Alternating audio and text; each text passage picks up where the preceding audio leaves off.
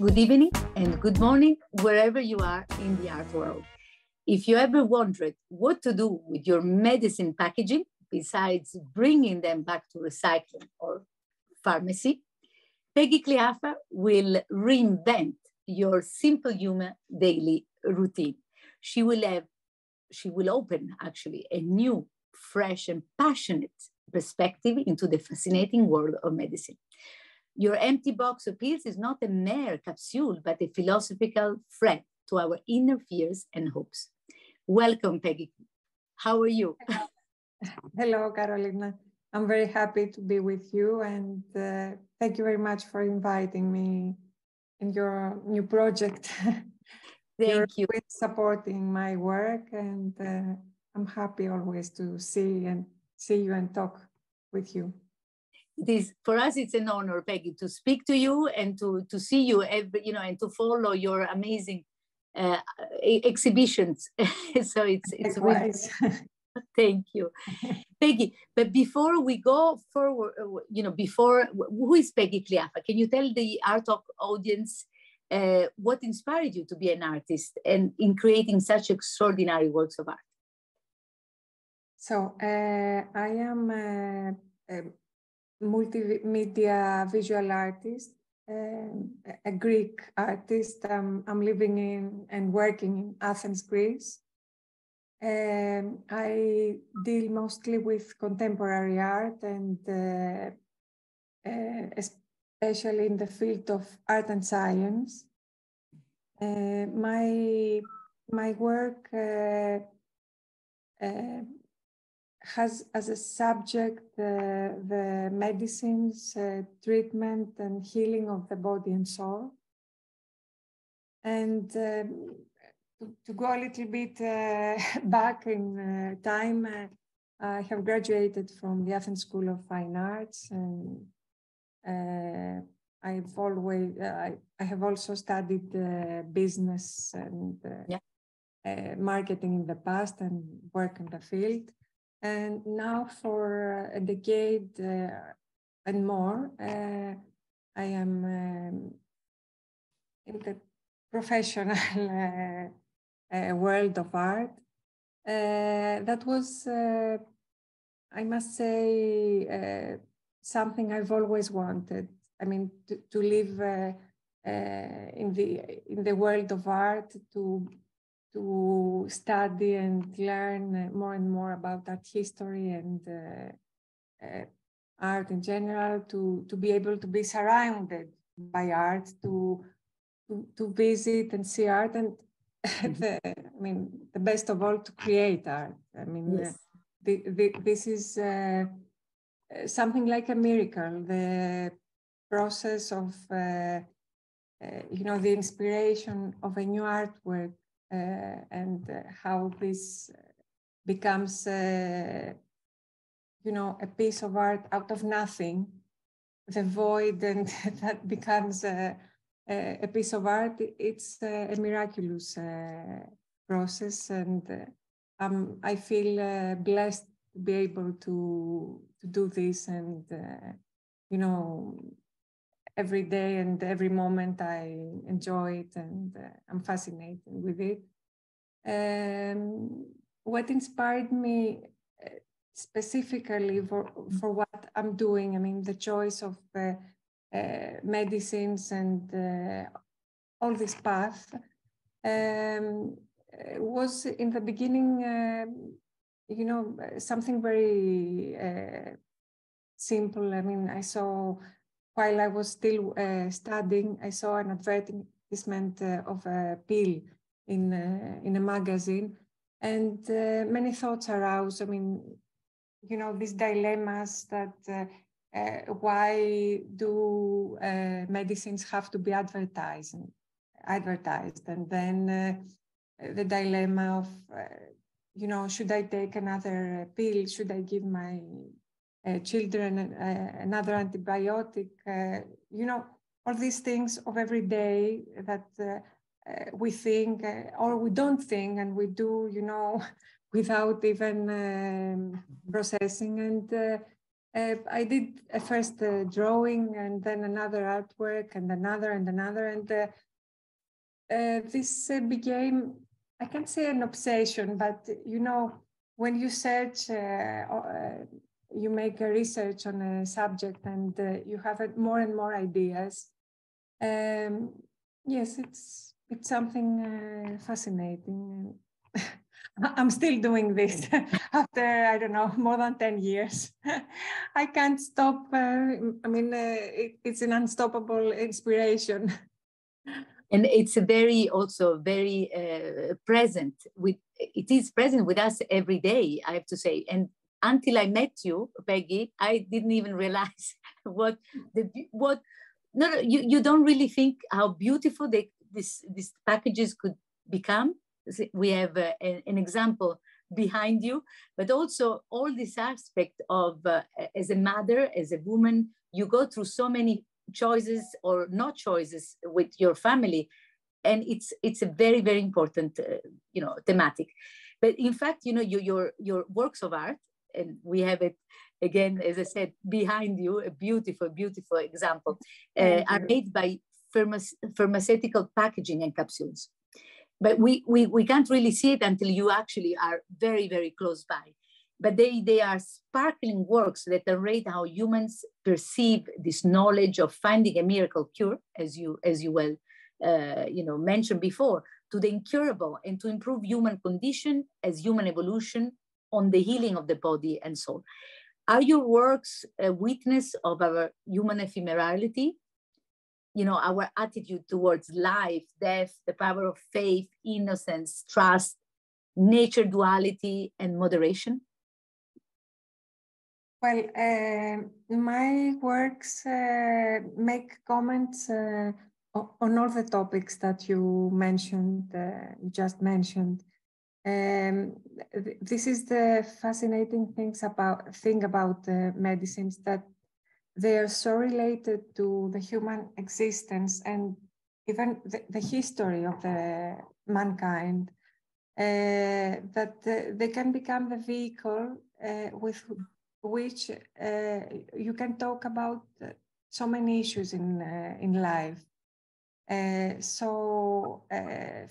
Pharmaceutical packaging and pills, capsules, everything, with their different colors, different shapes, different textures, they become my medium to talk about things in life, and to visualize all my notions. And what you mentioned, for example, about life and death in extremis is the subject of my bacteria series, where I take from the internet pictures of bacterial colonies. I enlarge them very much, and using the backside of the blisters, the aluminum backside that is, small round pieces, I make, impressive images of the bacteria, wanting to put in the same artwork the problem and its solution, the illness and the treatment, the life and death. And this is my way to speak about this. And the other topics that you mentioned about ephemerality, many works speak about ephemerality because the medicine itself is, it has this notion inside. But I have, for example, made a sculpture by using the effervescent capsules, the ones that you put in a glass of water and dissolve and you drink. So I made a sculpture using these effervescent capsules, which form a man And putting this sculpture in the water, it disappeared. Wow. So, of course, medicines can help you, but unfortunately, you know, life sometimes goes. And the other topics that you mentioned about nature, for example, I made some drawings of,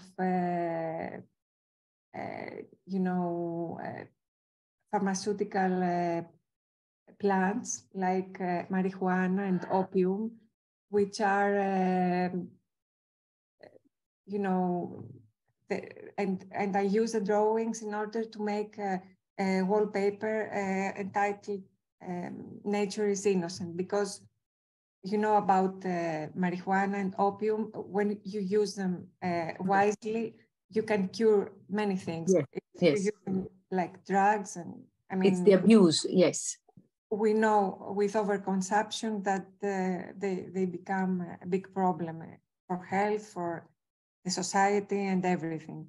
And another wallpaper I made, which was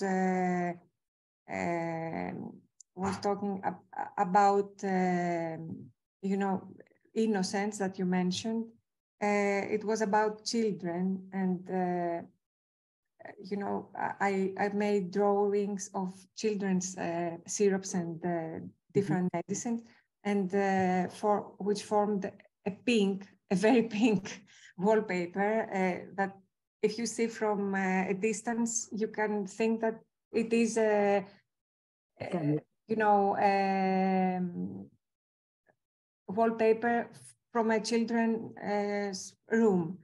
But actually, this is an artwork that wants to speak about innocence, about how important it is to think before giving some medicines to children and how they affect their lives. And finally, what you put on the table, the idea of moderation, is in fact the message of my whole body of work. I mean, I'm not,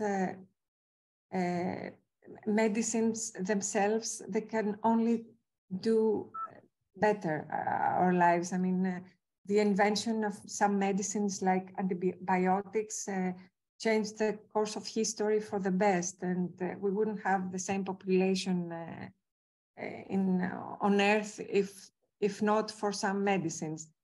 The point is how we use medicines. I mean, when we use them wisely, medicines can only make our lives better. If we don't, we can have very big problems. And that's my message in general, moderation. I agree completely with you, and it's so beautiful what you do. Again, it's so interesting because it's so unique, you know, it's so unique, but it's our everyday life, you know, and made it in such a beautiful, poetic way. I think it's, as I said, the first time I met you, you know, you conquered me, and I couldn't believe, you know, that there were things that, you know, that are around your house or atelier. It's incredible. Until I saw it from close, it's really impressive. This is something that also interests me. I mean, the surprise that these everyday life objects, these invisible objects that are around us, and we use them without thinking very well sometimes, that they can create a beautiful, you know, result and an artwork with beauty in it. I mean, I find very interesting the beauty of the everyday objects and how we cannot see when we use them. Yes, and to this, I would like to ask you, what do you like the most of the medicines? Its colors, the shapes, or the texture? I can't choose all of them. I mean, okay. It's very important that, of course, medicines have so many hidden meanings and messages, and this is the start for me. But it's so important that they have also an aesthetic interest. I mean, their colors, the different colors, the different shapes, the different textures, they give me, you know, such an abundance of ideas and possibilities to make different artworks. And you know, they become, you know, the medium for me, like another artist would use a pigment or you know, the marble sculptor, or I don't know, you know, whatever. I use the pills, I use the packaging, I use, you know, the papers inside the boxes, or everything, the back of the blister. And that's why I could create different kinds of artworks. I mean, I took the capsules, the transparent capsules, and I make a chandelier that if you see from a distance, you cannot understand that it's not a crystal. You know, I take the other kind, the kind of blisters that are transparent, and I'm making patterns within stained glass windows from well-known cathedrals in Europe. And when you see from afar, you cannot realize that the stained glass window has, you know, this used and wrinkled sometimes blisters. I make artworks like the one you see here in the back, yes, using the aluminum blisters. And I either make artworks like this, that this is a shield. It's inspired from Achilles' shield from, yes, our mythology, the Greek mythology, which had a similar shape. And, you know, the meaning of medicine as a shield against the illness, against, you know, different difficulties.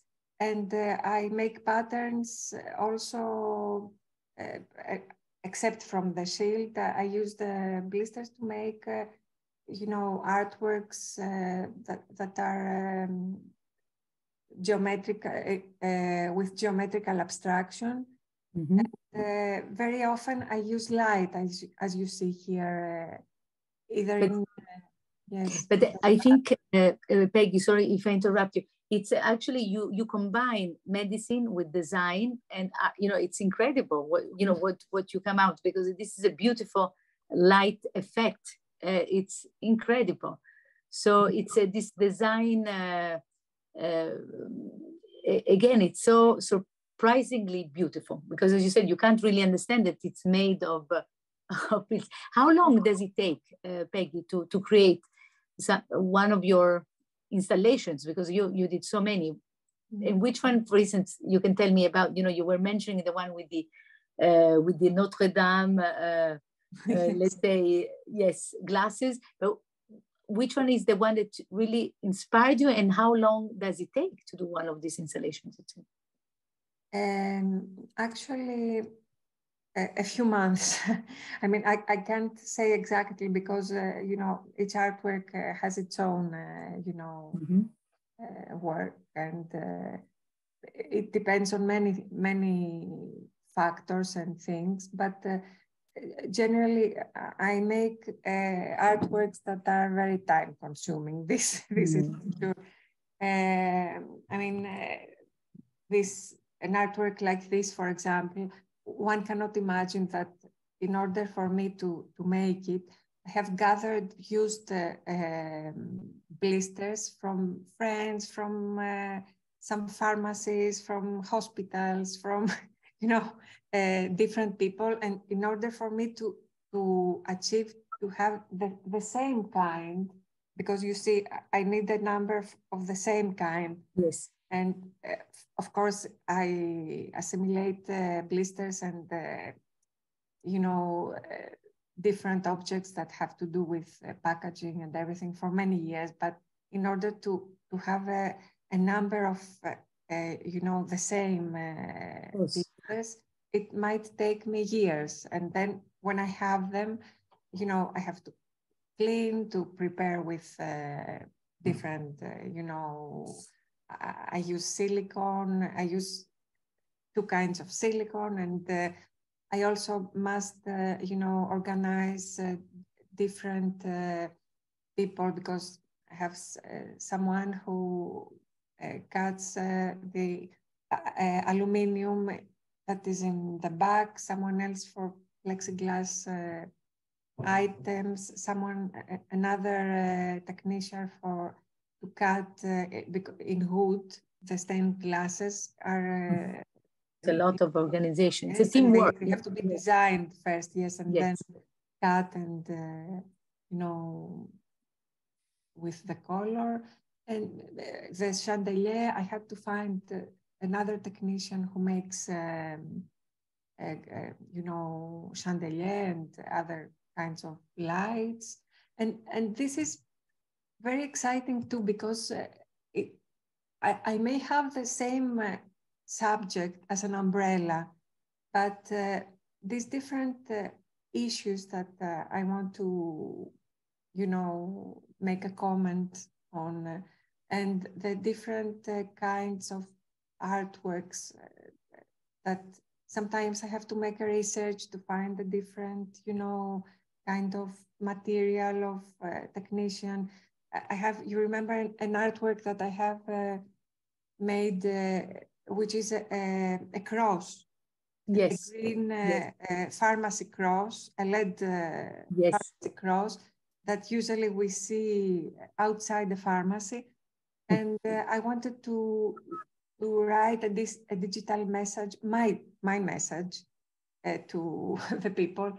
And that I was searching for 3 years, because I couldn't find someone to make,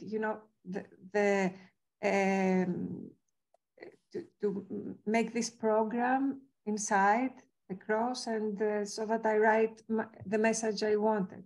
So, I mean, I can't really say, but they are time consuming for sure.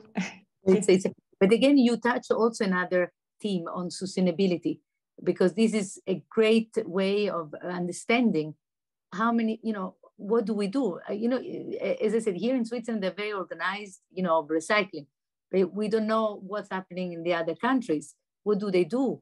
What happens? You usually throw them, I have to say. It's incredible. It makes you also think about the 1,000 pieces that are thrown every day, actually.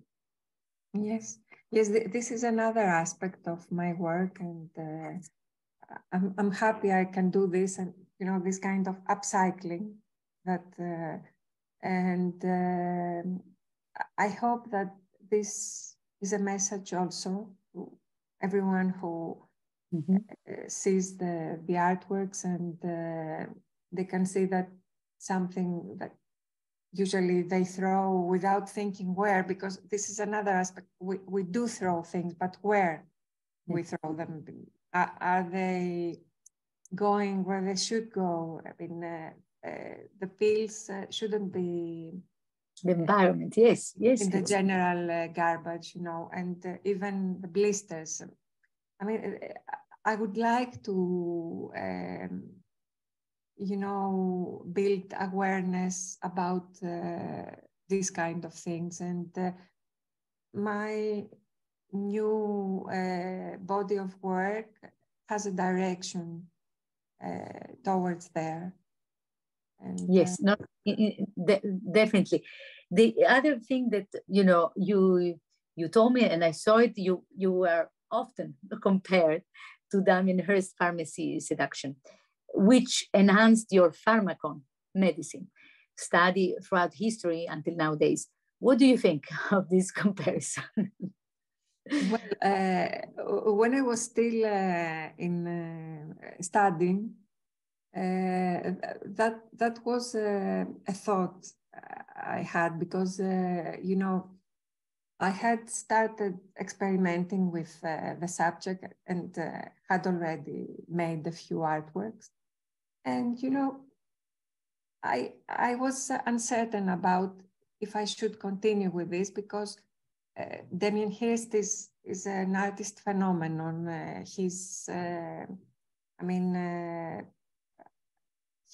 It's the case that you say he's done it all.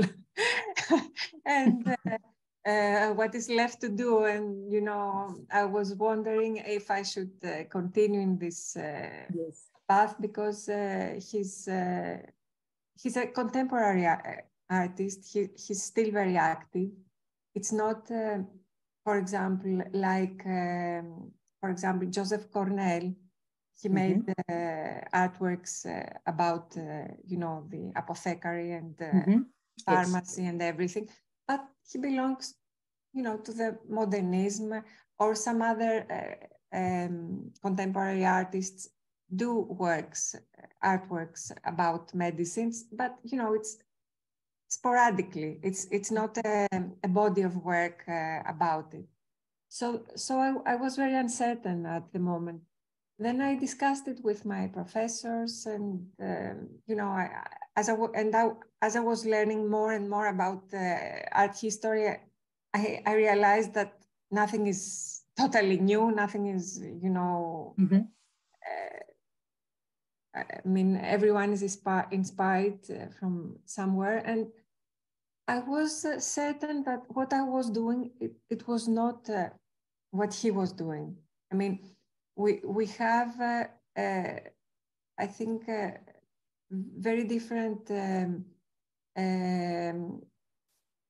worldview, different, how can I say, the way we stand, and, a different approach to the subject, yes, and a different outcome.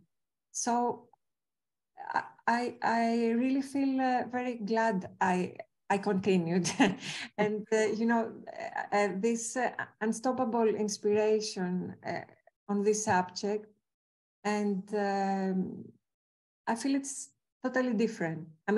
Yes, we have the same subject, but no, we don't have the same work. It's something totally different. Okay. That's no, but you're right. You're right. I think it's always beautiful to be, we are all inspired every day. Nature inspires us every day, and artists are also inspired throughout history. But it's I think, you made it a niche of your own, and it's completely, as I said, unique. And all this, the use of the all these objects, the blisters, the pills themselves, it's something that I feel it's very much what I contributed to the art, the new thing about on the subject. And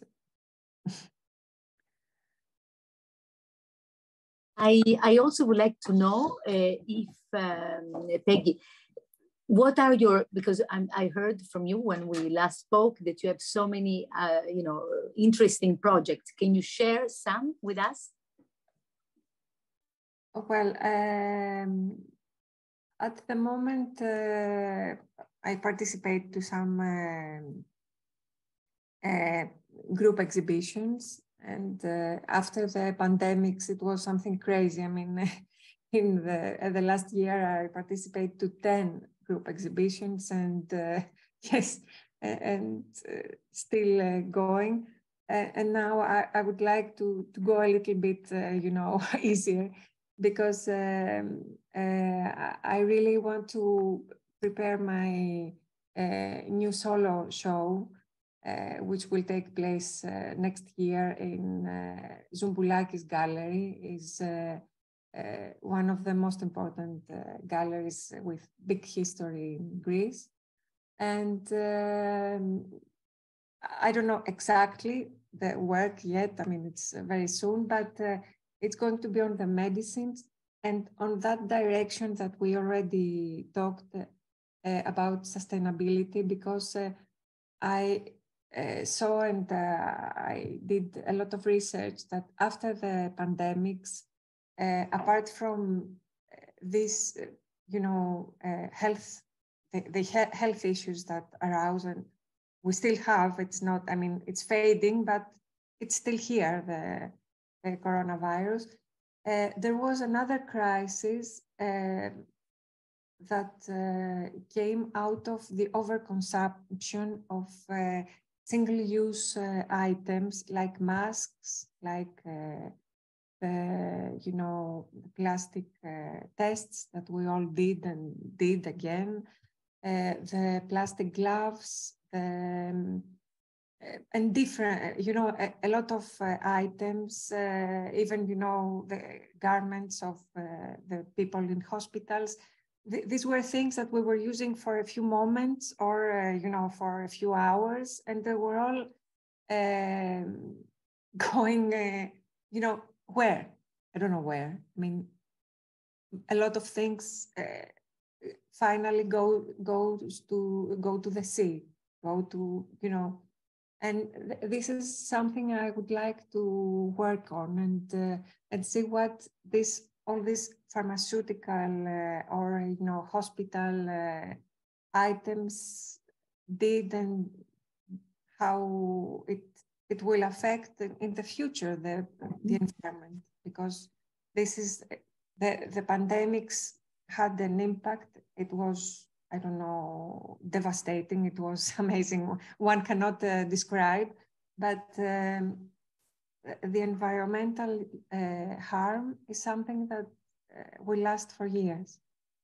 Yes, and also, the psychological harm that we Yes. all went through. And I think it's a moment of history that has to be, I think has to be recorded, because it seems it made us reflect, but still it seems that everything went even more faster than before. As you said, with the art, it's incredible. But we met just before, I think, or just before. Yeah, before we met in October 2020. It was in the pandemics. I mean, it was, if you remember, we were with masks. We were wearing masks. Yes, incredible. And it's, again, we have forgotten. And now that we see somebody with a mask, we're like, oh my God, it's crazy. It's incredible. But it was our reality, and especially, in Italy and everywhere else, it's been quite a tragedy, a human tragedy. And I think, you're right, where all these, tests that we have to go through, and it seems now it's a mere we were all forgotten about it. So I can't wait to see, to reflect on your works, Peggy, and I'm sure you're gonna make them look like beautiful, even though they were quite I hope so. It's a journey for me too, because I'm in the stage, of research, of simulating things, and I hope it will be something interesting. And of course, no doubts. And so, Peggy, and so we mentioned almost, it's a you went through.